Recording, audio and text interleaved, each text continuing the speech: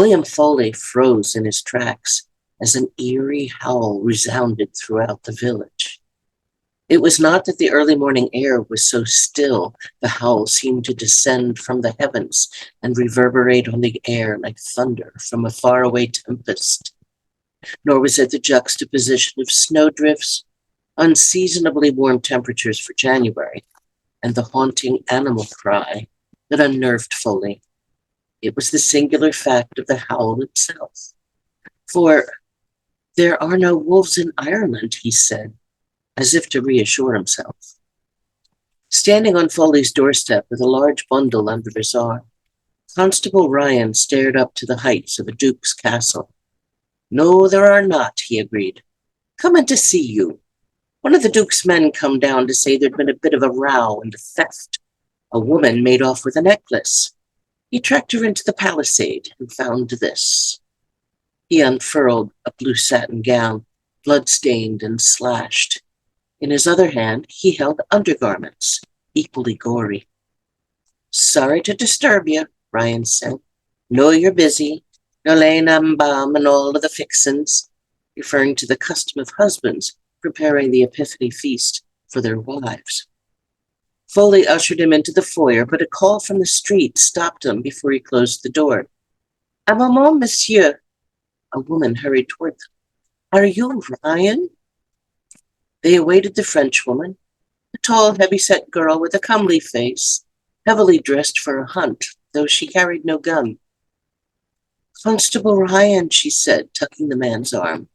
It is vitally important that you bring the villagers inside the cathedral before nightfall. I am not exaggerating when I say their lives are at stake. Ryan pulled away. Watch your tone, Mum. I'm not your servant. Listen. She stood, fist on hips. Just listen. The men waited in the silence. The heavy, warm air closed around them, deadly quiet. But no, Foley realized. Horses nickered nervously. Dogs whined. Oddly, he could even hear conversations from a few lanes over. Is it because of the wolf? He asked. No, monsieur. Something more deadly. Deadlier than this, Ryan held out the clothing. Her lips pressed to a tight line. That was done by human hands, she said. What's coming now is far worse. Please, Constable, the entire village is in danger. William, Catherine Foley called from within. Close the door, come inside. A moment, Mrs. Foley, he answered. Foley awaited the Frenchwoman, but with a growl she stalked off. Hi there, Ryan trotted after her and overtook her. Come back and talk to us rationally, ma'am.